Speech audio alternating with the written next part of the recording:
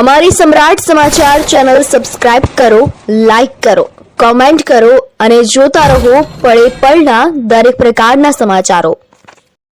તળાજા શહેરમાં પાલીતાણા ચોકડી પાસે કાર ઉપર મગફળીની ગુણો પડતા કાચ ફૂટ્યા હતા। ભાવનગર જિલ્લાના તળાજા શહેરમાં અકસ્માતોની વારંવાર ઘટનાઓ બને છે, પરંતુ આજે અનોખો અકસ્માતની ઘટના બની હતી।